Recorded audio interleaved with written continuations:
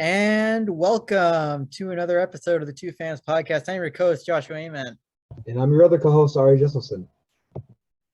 And it's time for another Monday recap. Get the clown horn. I think the last place I saw I was with a friend, and he went to a party on Saturday. So I don't know where it is anymore. I got to see if he has it, but he's also sick.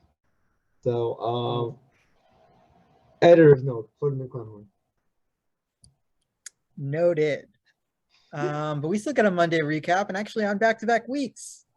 Woo! Who's that? We're getting And on after schedule. Monday. So we week do have three a just lot of happened? things to. Yeah, we do have a lot of things to go over. I feel like I want to start though by talking about a story we put off for a couple weeks, but it's definitely one of the more weirder ones, and that And by is weirder, you mean the best. to each their own. But you've probably heard the name Bishop Sycamore. That was quite the story. Let me try to recap it as quick as possible. Beginning of the football season, generally, ESPN and NFL Network will televise a couple of high school games here or there with some of the best prospects, D1 recruits, all that jazz. And one of them featured Florida's IMG Academy taking on Bishop Sycamore High School, Ohio. Now, Bishop Sycamore told ESPN that they had tons of Division I recruits and just anything they could hope for to get themselves televised. In the second quarter of the game, an ESPN reporter came on, said during the live broadcast, we could not corroborate any of that information. Let the rest of the game play, and unsurprisingly, Bishop Sycamore gets blown out. Yeah, and just adding to that, fun fact, Bishop Sycamore of Columbus, Ohio, plays in the Texas Christian Athletic League. So I feel like we had some warnings, and it was awesome to see these high schoolers be like these 20-year-old and 30-year-olds trying to get another chance, because IMG is just a kind of a it's if you don't know, it's just one of those high schools like here's a better shot at getting to a D1 school. They kind of put off a year, you get another year of high school, get your shot back. So what Bishop Sycamore tried to do, they try to get televised just to see if their players can actually be scouted without thinking of anything. And my favorite part about this isn't the first time the original people did this. Like, that's also one of my first parts. They originally were founded as Christian of Faith Academy in 2018, and the same thing happened with the same coaches and the same organizations. Like, the same people involved with Bishop Sycamore were the same people involved with the old one. So they've done this before. And not only that, the head coach of Bishop Sycamore, which his name I might have forgotten, Roy Johnson, had an active arrest warrant at the time of the game. All right, let's add more fuel to this dumpster fire. Apparently, the week before their game, 3 days before their game, they not only had played another game, using most of the same guys, but also because they'd only packed black jerseys, they used black jerseys on black jerseys for that game in the late summer heat. And just why? And they also use those jerseys. They had a game on Friday, apparently, and the day before that. So they had 3 games in a 4-day span. And they most likely wore the same black jerseys. I'm going to be very also, honest. if you just want to know the score, they lost to IMG Academy 58-0. I'm going to be very brutally honest here. 9 times out of 10, something like this would come up and I would pay no attention to it whatsoever, because, like, honestly, like, why should we? It's not really relevant to anything. But this is just such a disaster. We have to sit back and think, like, actually try to understand how the hell does this happen? Like, I think there's a lot of people at fault. I think ESPN should have done more of the research before they televised their game. I think IMG Academy could have done some more stuff to bring it up. And I think there's a lot that could have been done research-wise. But we can't speculate that now. What just happened, because of that, because of the lack of preparation, the lack of research, we had the greatest game of all time. IMG Academy versus Bishop Sycamore. The greatest fraud in sports history. The greatest fraud in high school sports history. Maybe that's not true. But to me, it's the greatest game in high school history. And if you like Bishop Sycamore, you can catch their next game versus St. Thomas More on October the 8th at 7 p.m. Did you just plug for Bishop Sycamore? I want to make sure I heard that right. You just plugged Bishop Sycamore in. I mean, listen, we can have a shot at them, you know. Maybe we can get a first sponsor. Wrong. You know what else I could have a shot at? They could sponsor us. You know what else I could have a shot at doing football-wise? What? Head coaching the Bears. I mean, it really doesn't seem like they care who's doing it. Yeah, I was going to say, I feel like anyone could do it, which thankfully both of our teams won this week, though. You know, Bills, Browns, so. Yeah, I mean, first of all, I do want to talk about that Browns-Bears game. I will let you get first thoughts on it. No, I want you to get first thoughts on this. You, ahead. Oh, God. Oh, boy. The exciting debut of Justin Fields, right? The savior of the Chicago Bears. He who would learn from the errors of Trubisky and bring this team to glory. 6 points. Under 50 total yards of offense. 1 net passing yard. Bears fans, let me ask you one hopefully final time. What is the problem with the Bears offense? Is it still the quarterback? Because I see you guys defending Fields now and talking about how Nagy has no idea what he's doing, how the offensive line hasn't been fixed in forever. Hey, better late than never. Well, we also saw that with Nick Foles when he was on the Bears, how it was always his fault. But once Mitch got on the field, it was always his fault. But yeah, I think you said it perfectly. Get rid of Nagy because he seems to be a really big issue for this team. Like Justin Fields is debuted. All the fans wanted Justin Fields to start. They want him immediately. They want to shine right now. No, let him sit when he has to sit. Why is he going against one of the best defensive lines in football? This is what happens when you put a rookie quarterback in his first game against one of the best defensive lines, maybe this year. I'm gonna go that far. Like, am I being unfair? Really fair because they're my team? Yeah, but let's say you're a GM, would you let your rookie quarterback play against Myles Garrett, Jadeveon Clowney, just those two alone? Tack McKinley, Malik McDowell. Like, when you let your guys, Malik Jackson, like, and with linebackers, you got Jock. Like, I'm not letting those 5 guys alone. I'm not letting my rookie quarterback near them. I'm putting a restraining order on those guys. What the Browns did today? 9 total sacks against Justin Fields.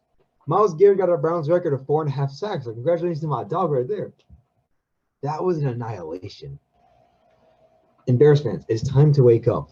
Nagy is the issue. He's always been the issue. It was never the quarterback's fault. It was never the quarterback's fault. It was never the running back's fault. It was the coach. It was the line in the coach. What do you have now? You still have the shitty line, and you still have the shitty coach. Let that be fixed. You know what the right play is. And also, congratulations to OBJ in the season debut.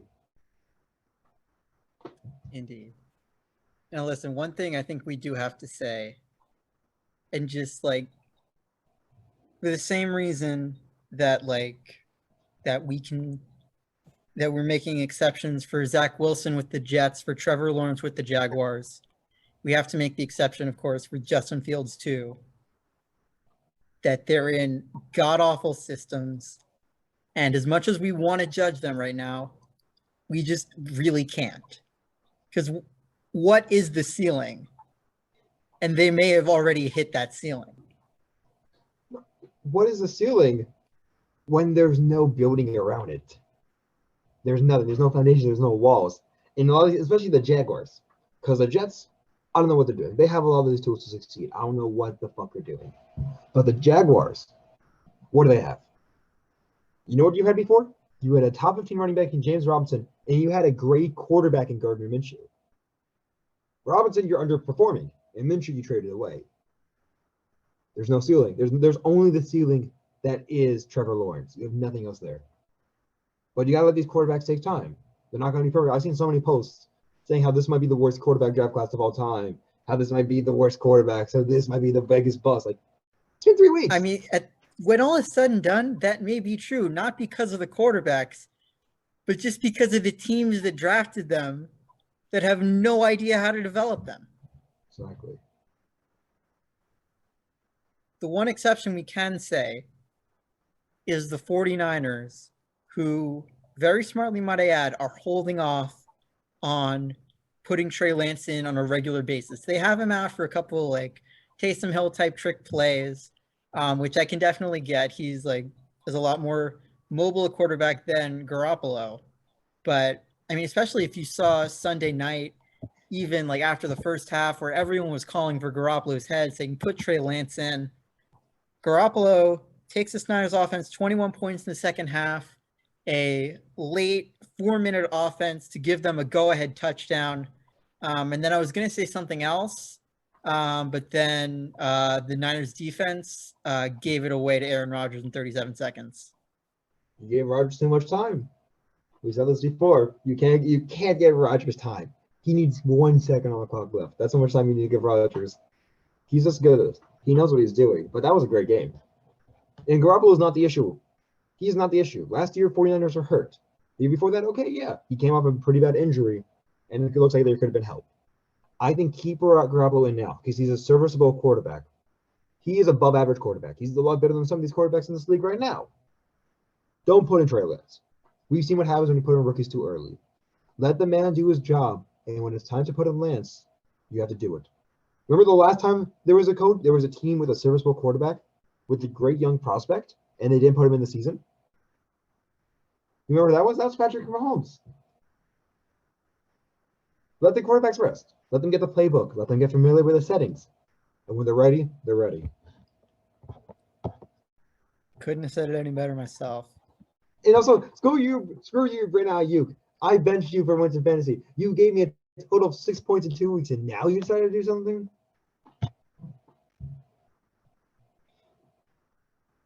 Yeah, didn't you send me a trade offer with him that I really should have accepted? I needed a running back, and I gave you 2 other pieces, but I also need to get rid of him because but those 2 other pieces were like were backups. No, I gave you a starter. Who? What? Michelle? He was just a hurt starter. Oh, come on. All 3 of my running backs got hurt, and I needed someone, so I picked up someone at the last minute. And 2 guys who did better were on waivers, on claims. I need someone to add at the last minute, and I couldn't. So I could have missed out on Sermon and Moss. And I only got 90 points in my fantasy in this week. I think I got less. Honestly. Because I have the Niners defense. Ooh, I started, and I'm going to laugh at this, the Steelers defense. Ooh. Yeah, that was a surprise. It was a great Bengals surprise. just completely upstaging the Steelers. Like, I think everyone in Pittsburgh is just so happy of what happened with the Bears. Even though it meant the Browns won, it meant they only had the second worst offense yesterday. Oh yeah. Now, if you don't know, 24-10 Bengals, Ben Roethlisberger, he looked as mobile as a tree. Okay? We can all agree on that? I've been saying this for a while. I want him to stay because of how bad he is. I want him to be the starter because I know he's not the same Big Ben as before. That old Ben Roethlisberger, two-time Super Bowl champion, 5,000 yards maybe season, some of the best guys, definitely a leader in top 5 in yards in the season. He's gone. Okay?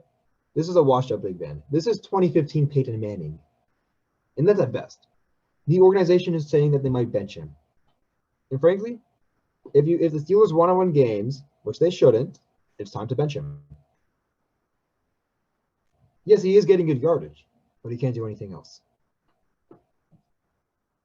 And also, no, I'm going to jinx it, but never mind. I don't want to jinx anything anymore. So I say it's going to be the backfire. I tell you what, write it down and then say it next week. No, I have to wait till the end of the season. That's the problem. But I will. Oh, okay. Yeah. Wait for week 3. We'll go back to this episode. I will timestamp this for when we go to week 16. I'm in 17. So get used to that.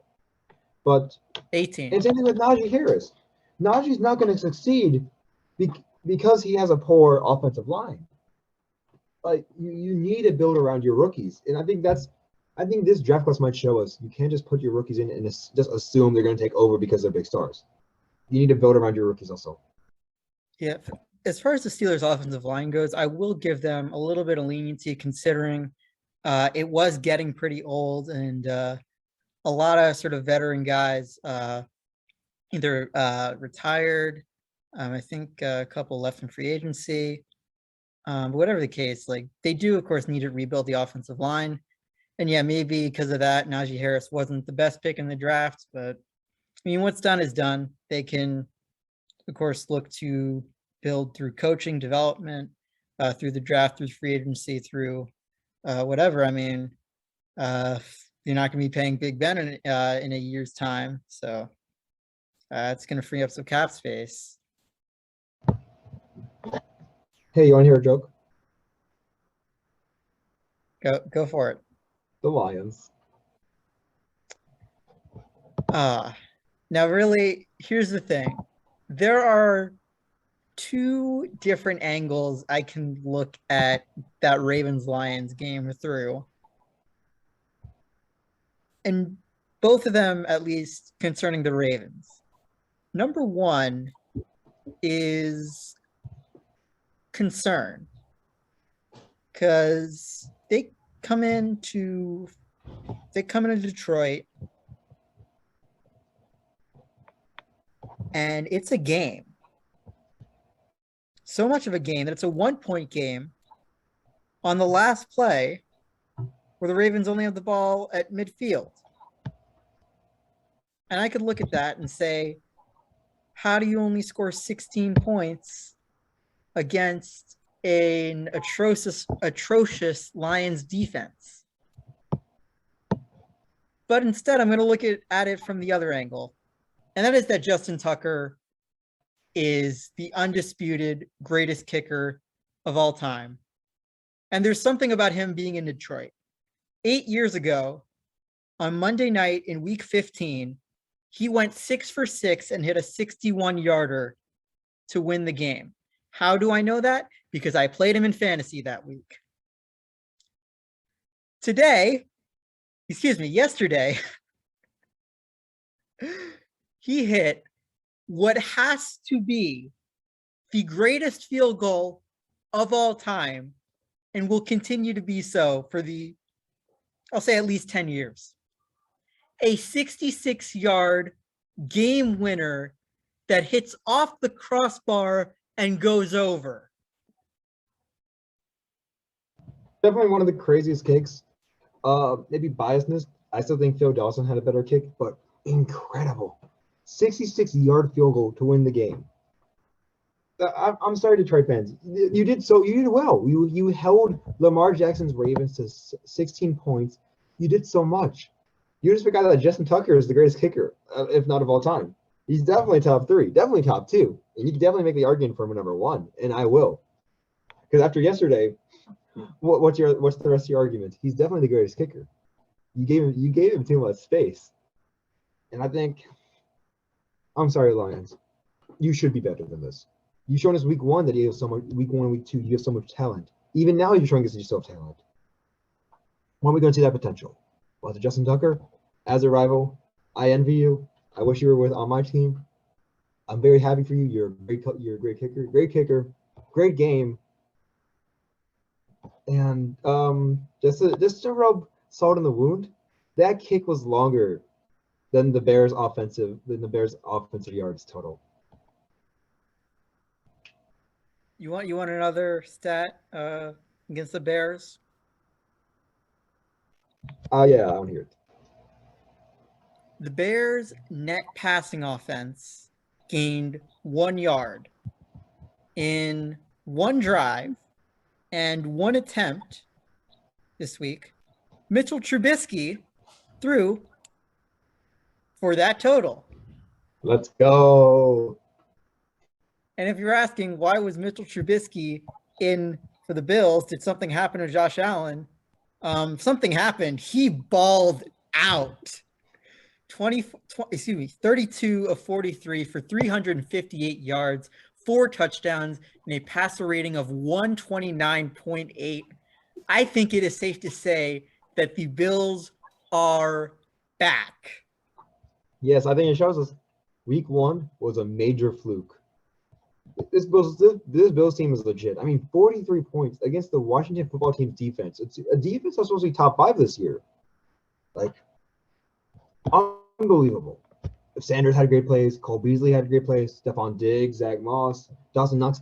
The entire team was feeding on this game. They were just eating on that defense. It was incredible to see. One of my friends I could hear is a major Bills fan, just like you. He was watching that entire game, and every 5 minutes he was just popping off because they're, oh, look at this amazing cast, look at this amazing route, look at this amazing defensive stop. The Bills were dominant that game. That was illegal for the most part. Whatever I saw from that game, a lot of those things didn't seem right. Some stuff kind of looked like they were placing Bishop Sycamore themselves. What happened in that game? And this is not to fault for Heineke and a lot of the defense, because at first, listen, Washington did build up steam at the end. The second quarter, they scored 14 points. But what I saw there was a train wreck. Well, at least this is a train wreck, not on defense capacity. A train wreck on the Bills exploding. The Bills put dynamite on the cart, on all the train tracks around, and that's what they did. They completely dominated this game. It was incredible. Yeah, we're going to talk about that Bills offense a lot. And what's going to go overlooked was that defensive effort. I know that giving up 21 points doesn't seem like it was that good a performance. But when you look at it more closely, I mean, even like compare it to the shutout win against the Dolphins week 2. Dolphins had a lot of deep drives and just kept turning it over on downs. This was pretty much the exact opposite in week 3.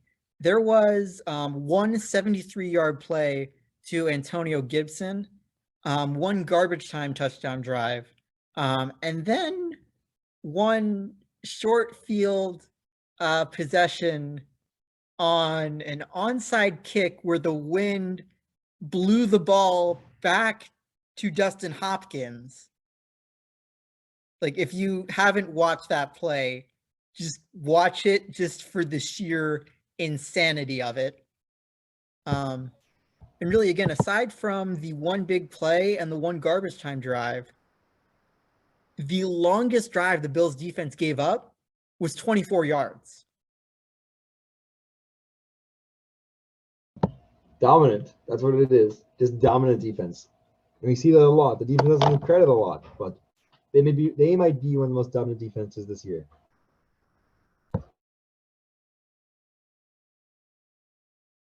So, can we agree that this might be the greatest 425 games of the season? Just all 3 of them were incredible.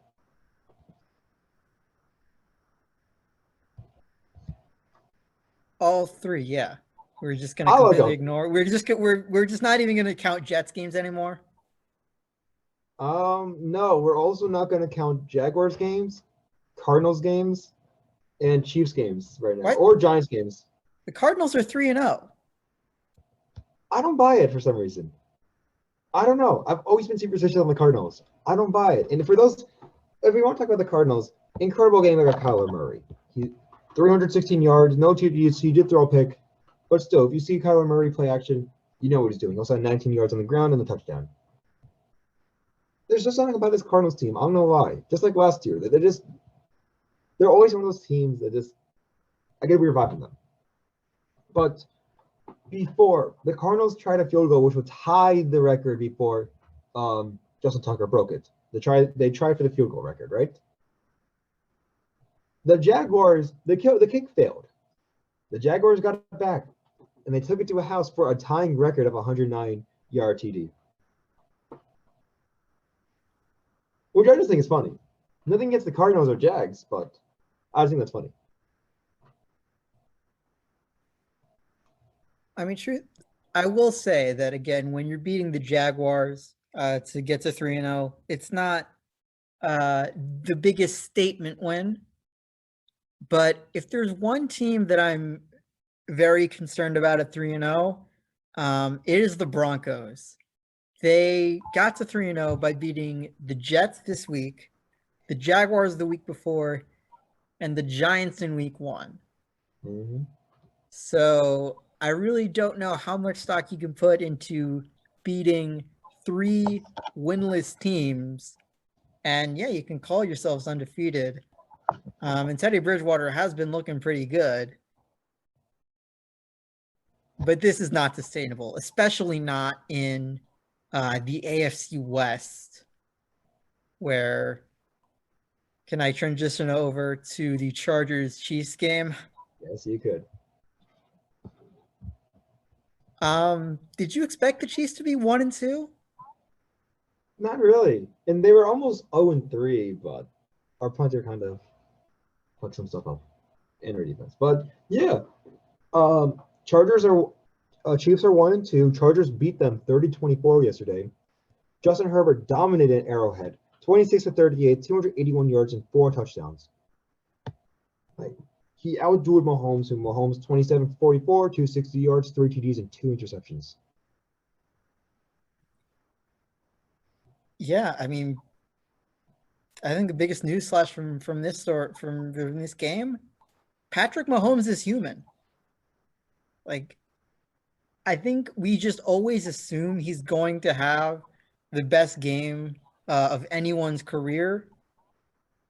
And then, of course, the one time, like, you actually see that the Chiefs, when Mahomes is not Mahomes, when he throws a couple bad balls, especially that late game interception right after the 2-minute warning, the Chiefs can be very vulnerable when that happens. Yeah. I think the Chiefs really did show that they're not the dominant force they are that in the past. I think they could be beat. I think a lot of teams could beat them. And I think for any team who has to play the Chiefs, learn from the Chargers. The Chargers execute a lot of things perfectly. The offensive attack, the defense hold out. They did a lot right this game. So I don't want to undermine the Chiefs. Because the Chargers planned this game really well. And the Chargers, it's about time they win because they have a great roster to win. And also, after the game, head coach Andy Reid did have to go to the hospital. He is feeling better now, so thankfully he's in a better state. Yeah, of course. Well, sure, we're all hoping for nothing but good news from him. So, what was your most surprising team of this year so far? Because mine was the Colts. You are definitely right. What I will say about the Colts is they have had a pretty tough schedule with 2 teams from the NFC West and then a Titans team that really seems to be finding its groove right now. And we'll talk about them in a minute, but also add on to that just the already unfortunate injuries this year not only to Carson Wentz, who didn't know if he was going to be ready for week 1. He was. Now, though, he played with 2 sprained ankles yesterday. And it just, like, I can't help but feel for the guy. Because when he's healthy, he's proven he's one of the best in the league. For whatever reason, his body just doesn't want to help him. Yeah, And not only that, but Quentin Nelson also, again, injured preseason, got back to generally full health week 1, and now he might miss some extra time too. That, again, I've said this Colts team is a team that has not a lot of flashy pieces, but it might be one of the most sort of substantial, like, well-rounded teams in the league, and somehow they're 0-3. I don't get it because this should be the most well-built team. There's nothing really flashy about them. Like you said, besides maybe Wentz and Jonathan Taylor on offense, on defense, just Darius Leonard. But this is a team who knows how to work with their pieces. But for one reason or another, it's just not happening. Hopefully things can turn it around. It only is week 3, but it's going to take a lot. And hopefully they could turn it around. Yeah, I'll give you another team that really surprised me. The Carolina Panthers. Is this 2015 all over again? Because they're 3-0. And Sam Darnold is looking pretty damn good. He is. And I think this really proves it is the Jets' fault. The Jets system was flawed. Sam Darnold's having an incredible year. Like, I don't know what more Panthers fans can ask of him. So far this season, just the passing alone, 888 yards, 3 TDs, 1 interception in 3 games. He also in this past game also, he did have 2 rushing touchdowns. He's shown to be a leader. He's shown to be dominant. He's shown to be a guy who can control the ball and control this team. He's just a great quarterback for the system. Yeah, I just love seeing it happening. Yeah, I mean, one more thing we did get to see from that Thursday night game. I think the newest legendary backup, if we can call that category, heir apparent to Trace McSorley and Ben DiNucci, Davis Mills. No relation to Alec, I don't think. I don't think so.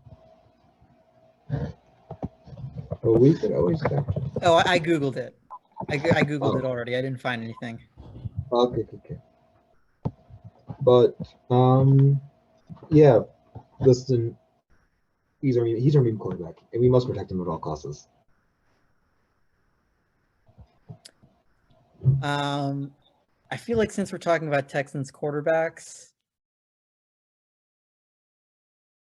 Yeah, since we're talking about Texans quarterbacks, we can talk about the curse of Tyrod Taylor, who just, like, every single time he is somewhere, something happens to him. The man deserves better. He does. Truly does. Like, Bills did him dirty when they released him. Everyone's just done him dirty. He deserves so much more. Like, he's the GOAT.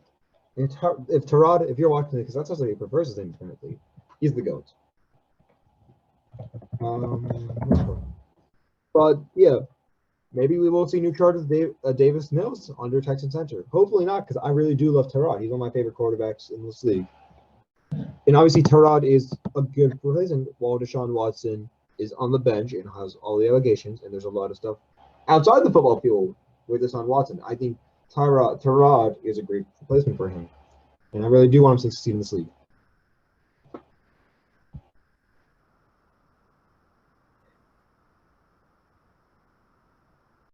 Yeah, trying to think the games we missed. Again, these are Monday recaps, and we do them before the Monday night games. So apologies to Eagles and Cowboys fans.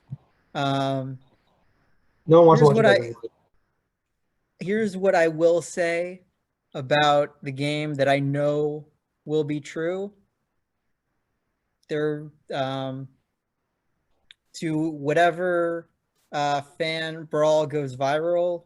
Um, both your fan bases are assholes. So there's that. Yeah. So we did miss the three best Thursday night games, maybe of the thing. We missed Dolphins Raiders, Rams Bucks, and Vikings Seahawks.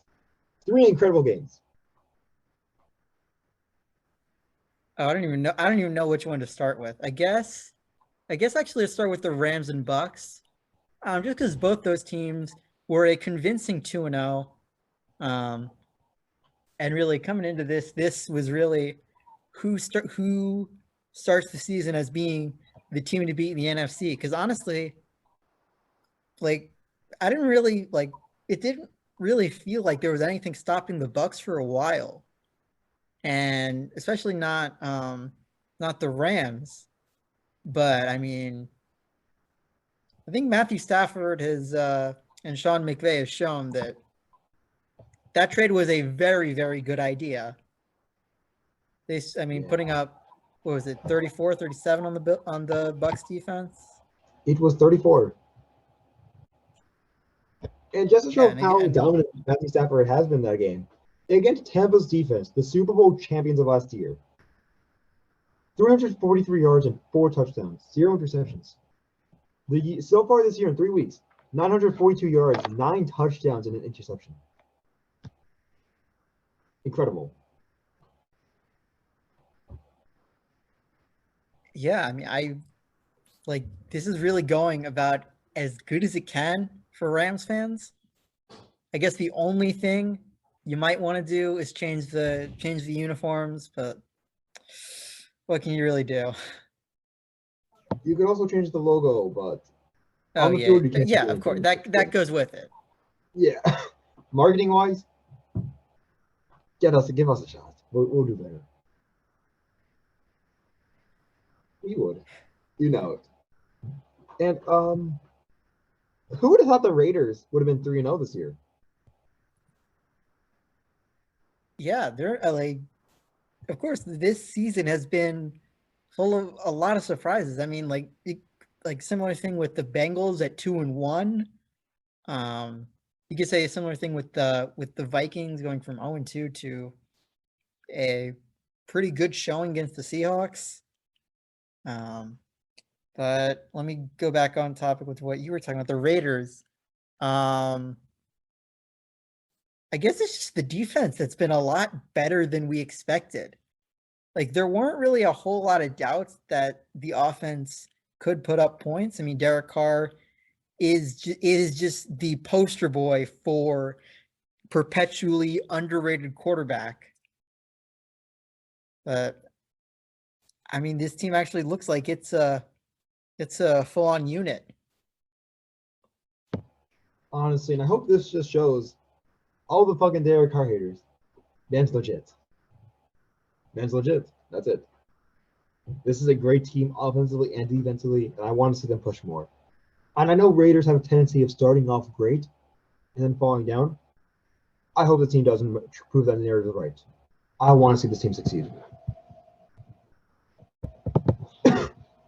Yeah, I mean, who would have thought the Broncos and Raiders are at the top of the AFC West, and no matter what happens next week, the Chiefs will not even tie for the division lead. Incredible. New age of That football is, is upon us. yeah, that is something. You said we were missing two of the late games. I guess let's talk about the Vikings Seahawks. Cousins has been kind of surprising. I don't know why. He just has been for me. Yeah, I mean, like I feel like I say this every single time that Kirk Cousins plays, but it bears repeating. Like anytime, like Kirk Cousins is basically the new age Alex Smith. That he is a game manager, and people only want to point that out when the game is lost. At the end, like, meanwhile here, like Kirk Cousins, he's doing a good job. He's putting the Vikings in a position to win. Again, they had some tough breaks the first 2 weeks. They finally eked out a win over the Seahawks this week. And I mean, yeah, he's had a quietly good season. And the Vikings like really have been improving each week. It's a slow build up, but it's still a build up. In Seahawks, you're 1-2. On paper, you have a great offense. Something has to be clicking. Maybe it's a line problem. Maybe Pete Carroll's play calling. Maybe it's a defense issue. Something has to click though. This Seahawks team shouldn't be 1-2, especially in a competitive division where last week 3 teams were undefeated. And if it wasn't for 38 seconds left on the clock, it would have been 3 teams undefeated this week. The NFC West is a dominant position. You can't fall back. Seahawks got to fix something really soon. And that, to my knowledge, oh wait, no, we left a couple of early games out. What? I don't remember the Falcons or Giants playing a game this week. I don't think it ever happened. It was a game. It was probably a tank bowl, but it was still a game. And what would have in most weeks been the best kicking moment of the week, Young Wei Koo hit a game-winning field goal. Ooh. Yeah, like just a tank bowl, nothing else to say about it. So congratulations, of course, to the Giants for winning the tank bowl. Yeah, congratulations to them. Kind of expected them to happen.